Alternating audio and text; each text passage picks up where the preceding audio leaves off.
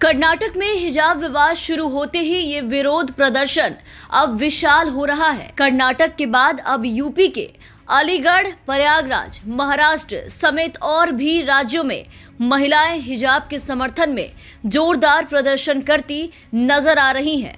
इतना ही नहीं, देश के कई राज्यों में मुस्लिम महिलाएं सड़कों पर उतर आई है और भाजपा सरकार के इस फैसले के खिलाफ पुरजोर विरोध कर रही हैं। प्रयागराज, अलीगढ़ से लेकर के महाराष्ट्र के मालेगांव तक हिजाब के समर्थन में प्रदर्शन हो रहे हैं। हिजाब विवाद को लेकर के एएमयू और प्रयागराज में हिजाब के समर्थन में मुस्लिम महिलाओं ने सड़क पर प्रदर्शन किया और इसे बीजेपी की राजनीति बताई। मजिस्ट्रेट को सौंपे गए ज्ञापन में राष्ट्रपति को संबोधित करते हुए मुस्लिम महिलाओं ने लिखा कि हिजाब पहनना उनका अधिकार है, जिसे उसे छीनने की कोशिश हो रही है।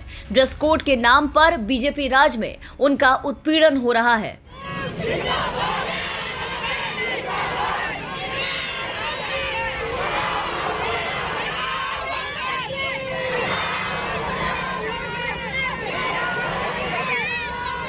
थोड़ा तेज बोलिए। हम लोगों का प्रोटेक्ट है हिजाब के लिए कि हम लोगों को अलाउ किया जाए कॉलेजेस में हिजाब पहनने को।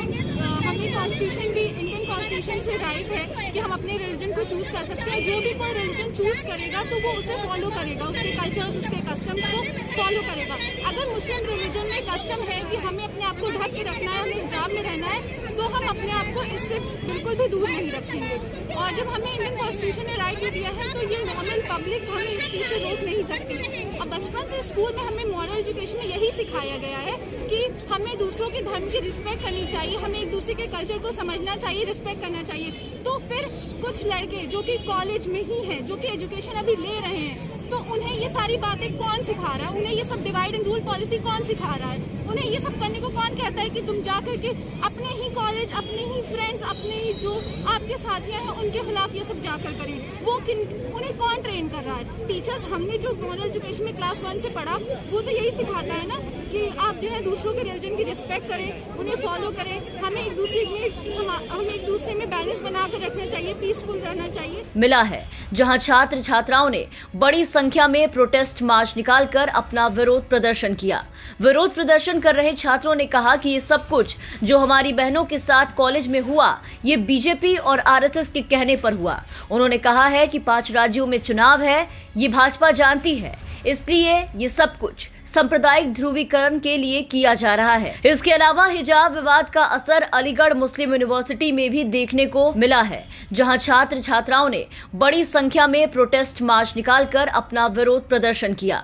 विरोध प्रदर्शन कर रहे छात्रों ने कहा कि ये सब कुछ जो हमारी बहनों के साथ कॉलेज में हुआ, ये बीजेपी और आरएसएस के कहने पर हुआ। उन्होंने कहा है कि 5 राज्यों में चुनाव है, ये भाजपा जानती है, इसलिए ये सब कुछ सांप्रदायिक ध्रुवीकरण के लिए किया जा रहा है।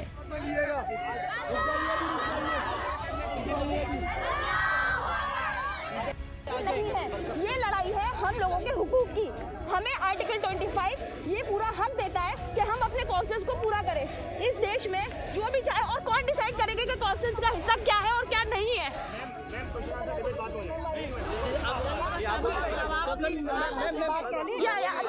बोलने दीजिए, पूछिए।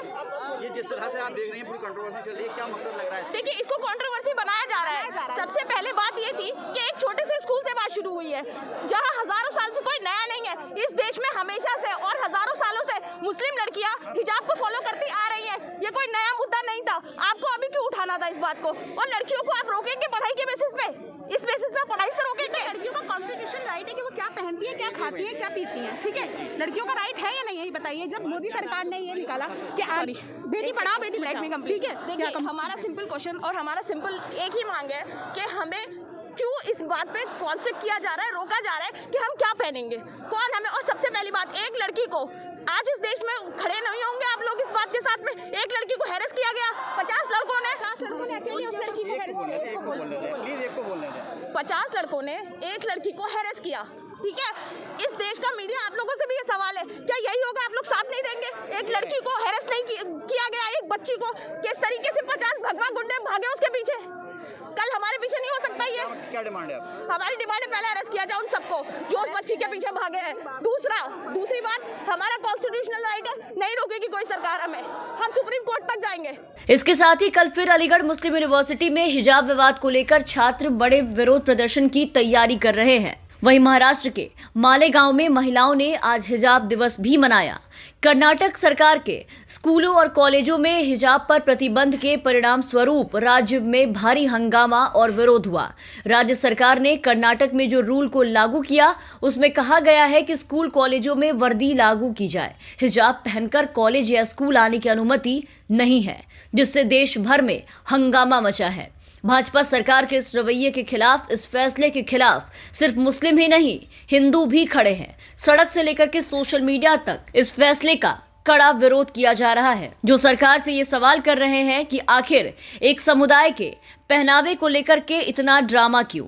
अगर हम दूसरे धर्मों के प्रतीकों को मान्यता देते हैं तो हिजाब को क्यों नहीं? उसे भी मान्यता मिलनी चाहिए। देश भर में हिजाब के समर्थन में प्रदर्शन हो रहे हैं। खास करके कर्नाटक के स्कूल कॉलेजों में धार्मिक लिबास पर रोक लगाने के आदेश के बाद बवाल मचा है। कई जिलों के स्कूलों और कॉलेजों में छात्रों के समूह आमने सामने हो गए, पथराव की घटनाएं हुई।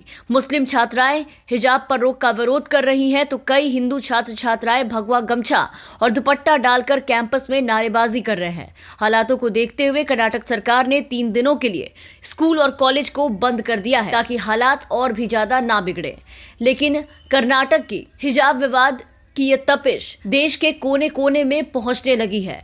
अब ये विरोध प्रदर्शन कर्नाटक से निकल करके मध्य प्रदेश, प्रयागराज, अलीगढ़ और महाराष्ट्र तक पहुंच चुका है, जहां मुस्लिम महिलाएं सड़कों पर उतर के बीजेपी सरकार के इस आदेश के खिलाफ पुरजोर विरोध कर रही हैं। Bureau report, the VPN TV।